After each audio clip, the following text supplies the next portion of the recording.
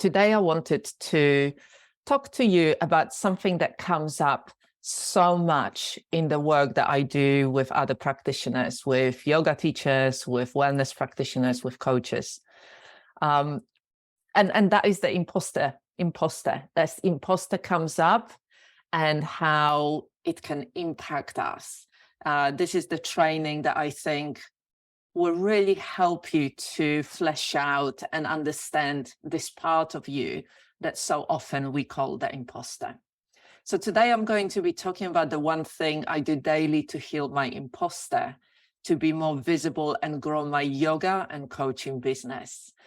So we're going to be talking in the context of our business, of being self-employed, of running our own business, of showing up and really walking our embodied path, because ultimately that's what it is about. So for me, I think the easiest place to start is to really talk a little bit about what is the imposter. I'm sure you've heard it before, the imposter syndrome, that's been bashed around so much. And sometimes, you know, this part of us, the imposter, is called a saboteur. Sometimes it's called other things. You know, can be, sometimes I call it one of the safe protectors. It can be called a guardian. It is an archetypal part of us. And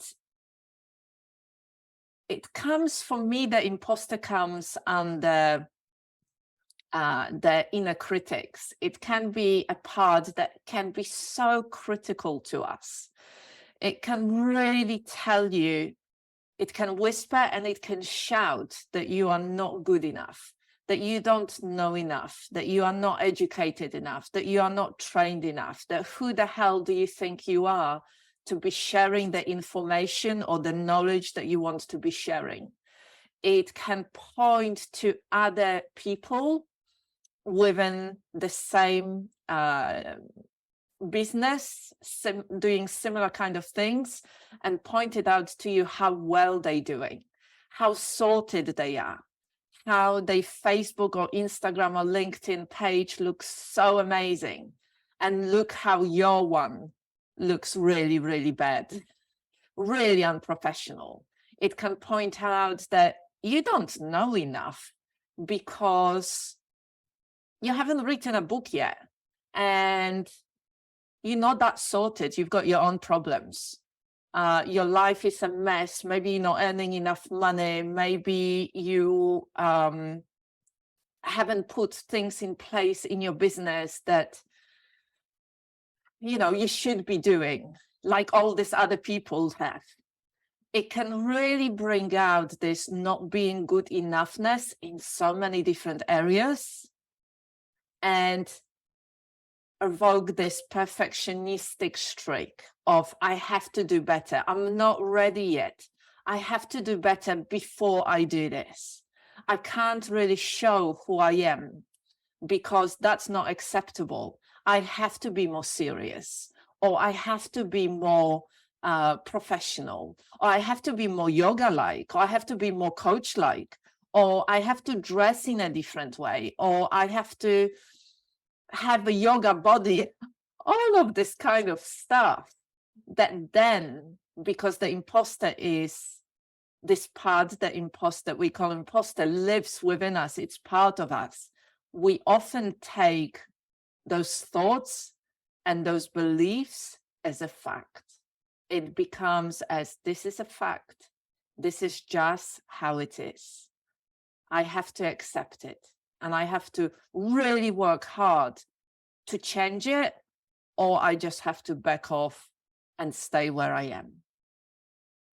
And so it can be really difficult to, you know, feel positive, feel motivated, feel focused, show up within the yoga business, within the yoga and coaching business and wellness business. It can be, you might want to be more visible, but it's just so hard, so hard.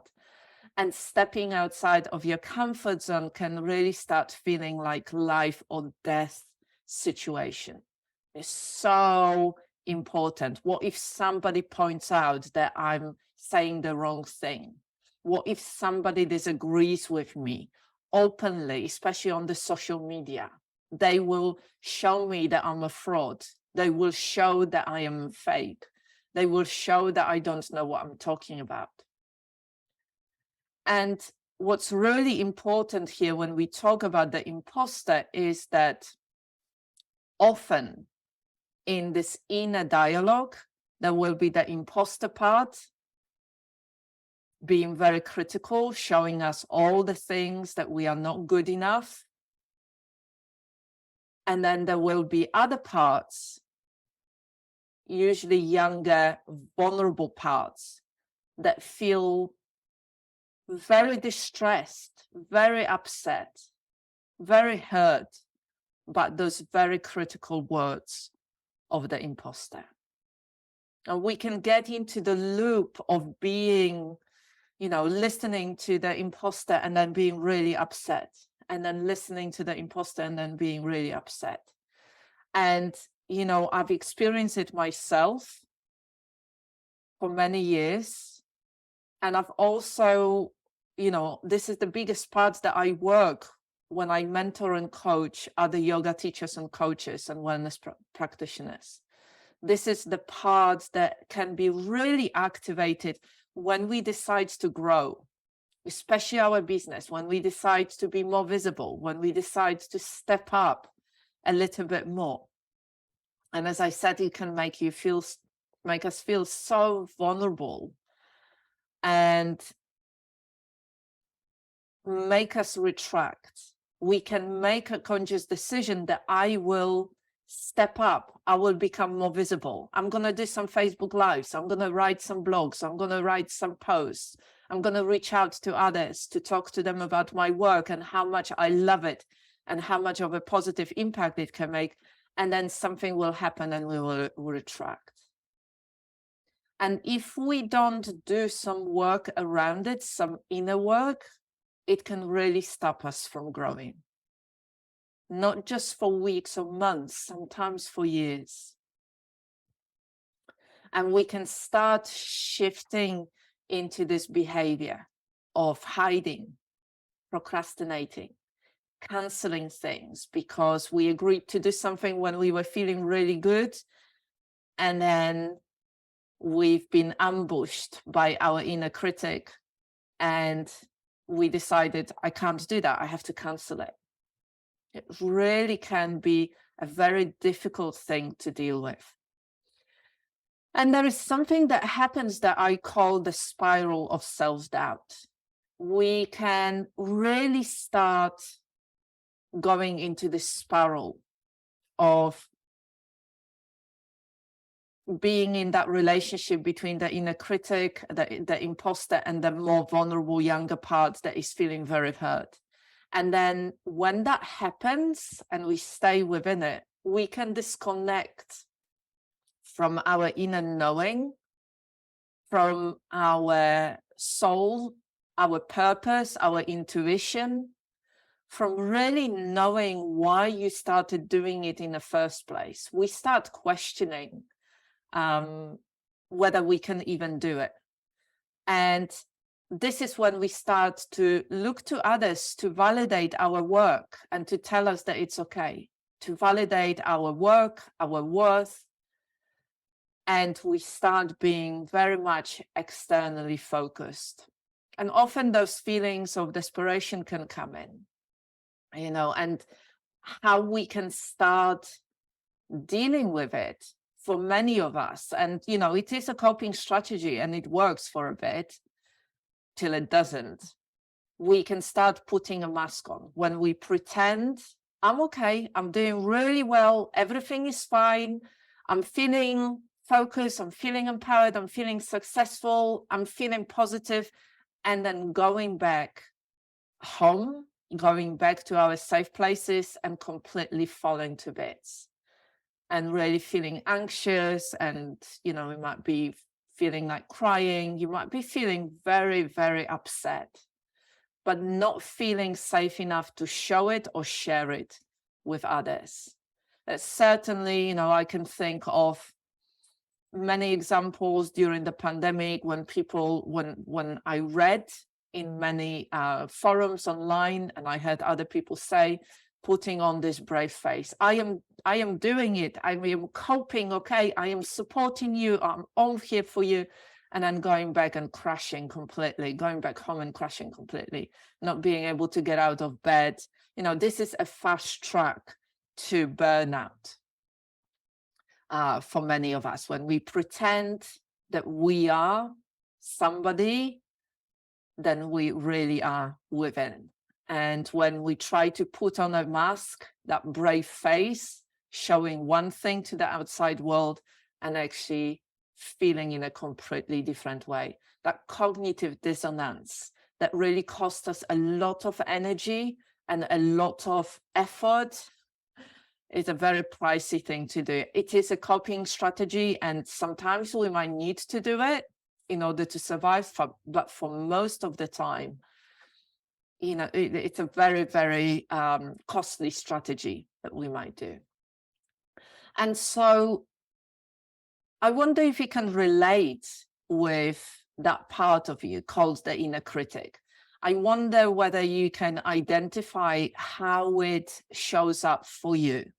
I know that for me, when that part comes up, and it comes up when I every time I step up into a bigger project outside of my comfort zone, when I show up, certainly now when I've been talking about my new training, that's been really, really coming up for me. And that's something that I've been sitting with and working with on a daily basis.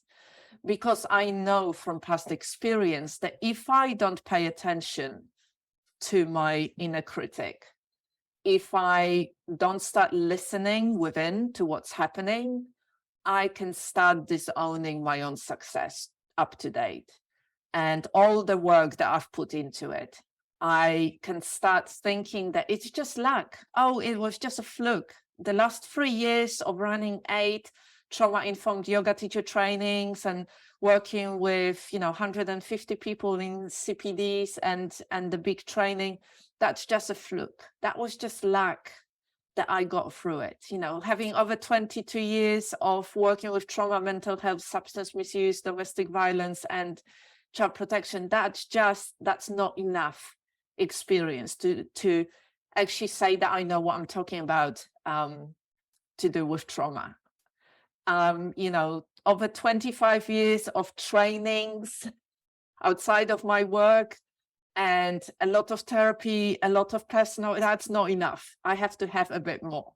There is so much in here that if we don't pay attention, consciously pay attention, if we don't make space for it, it will start impacting our behaviors, and it can start impacting on a very subtle level initially, and then the consequences and the momentum created by it can be really, really big.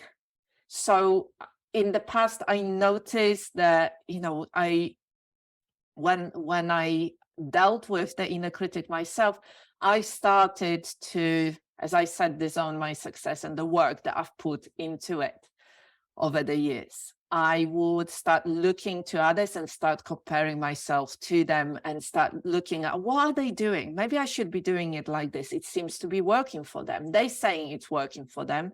They seem quite relaxed on social media. They're presenting this way. Maybe I should be more like them. I would start changing my strategy of promoting and how I'm doing something. I would just get confused and disconnected from what's most important to me.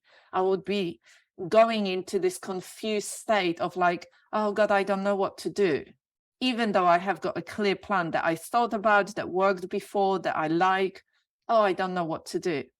I would start shifting my boundaries and start people-pleasing behaviors because I am reacting to my fear of not being good enough. Oh, yes, I can do this for you. Oh, yes, I can shift this. Or maybe I could do that. Maybe I could do this to be more accommodating. And in effect, losing that sense of being empowered and losing this sense of, I know why I'm doing this. This is how I want to do it. Let's run with it. And I can hold a safe space here. This sense of not being good enough. You know, I'm not trained enough. I don't have enough experience. I don't have capacity to hold space for this. You know, even though my private clients and other professionals that I mentor and coach absolutely love working with me and give me amazing feedback. And I see how much progress they make in my programs and in my one-to-one work. It all can feel really real. Really, really real, like it's the truth. And it becomes this all-engulfing experience. And so check in with yourself. You know, how many of those things can you recognize?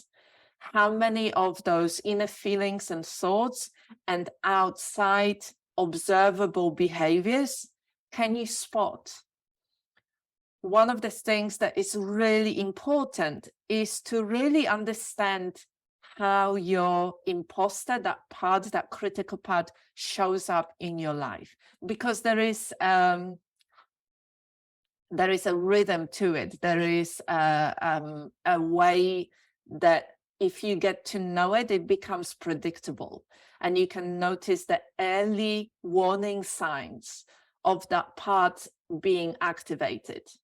Like it can be through certain thoughts that start running through your mind. It can be through behaviors of doing something within your business. It can be through certain physical sensations and emotions that come up.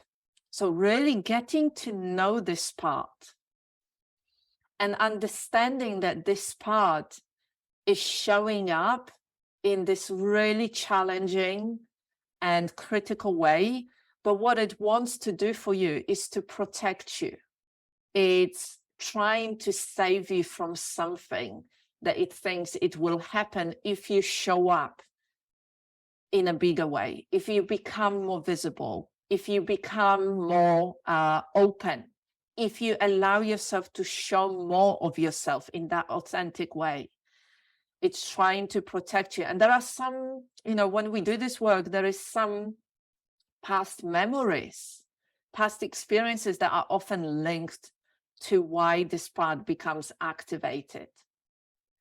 And so for me, when we talk about, you know, one thing that you can do on a daily basis is to give yourself a little bit of time and space to develop practice, daily practice, where you can be with this part, the imposter, with the vulnerable part that becomes activated and upset by the critical reaction of the imposter, and by all the other parts that come up, all the other experiences and the memories and connections within you that come up and become activated. And when you can do it on a daily basis and notice that what's happening and start working with those different parts, especially with your imposter, you will notice how it tries to protect you from being judged, from being found out that you are not good enough, proven that you are not good enough, from whatever else that it is that comes up for you. You know, the fear of being judged is a big one. And there are so many people, you know, judging. And the more you expand in your business, the more you are visible, the more you stand up for what you really believe in, the more impact you have on more people's lives, and also the more contact you have with other people.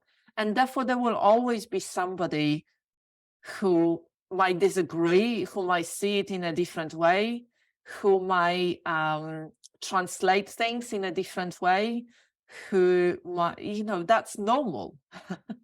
That's normal. And that's part of really owning your own perspective, your own point of view, your own way of doing things. And so really having that daily non-negotiable checking in practice, where you connect with your somatic experience, where you connect on a more psyche level, so with working with your parts, and also when you connect with your soul. That soul connection is so important. That soul connection is your inner wisdom, is your inner guidance, is your intuition that really connects you to your purpose. And I find that in times like that, when I've acknowledged what my imposter part is really, really worried about, once I've done this part, once I've done this work, and all the other parts that might be chipping in, worrying about different things, trying to protect me from different things, when I've done that, then I can really connect with my soul purpose. Then I can really reconnect fully on that very visceral level of, why am I doing this? I am doing this because I really, really deeply believe in this work, because I've done this work for myself. I'm supporting others with it. I can see how much impact it made in my own life, in my clients' lives, in my students' lives, in other professionals' lives that I've been working with over the last, over 20 years. I can see how meaningful this work is. I can see how there is no question about whether I should be doing it or not. It's about me wanted wholeheartedly to do this work.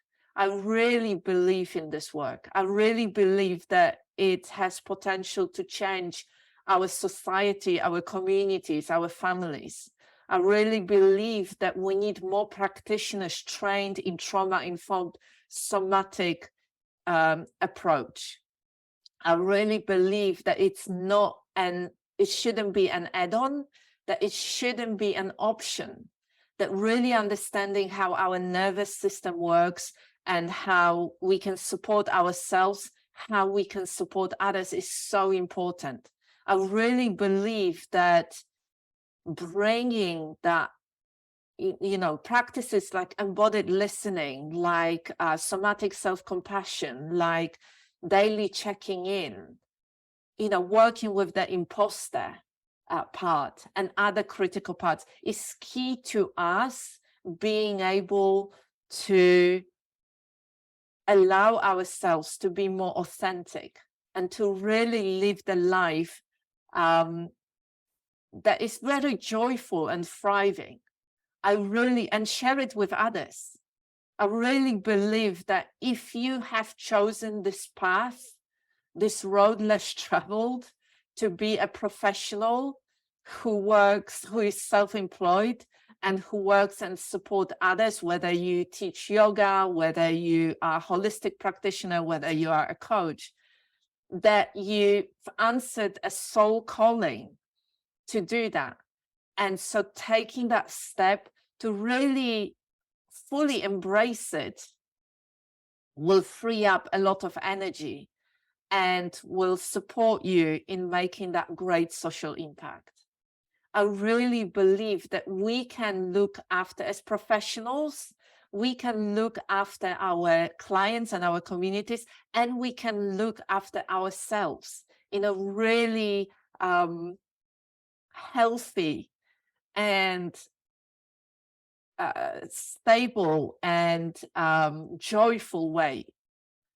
And I really believe that we can create communities for mutual support where there is no competition, but we come from the understanding of collaboration. And I really believe that it starts from our own inner work. It starts from our own belief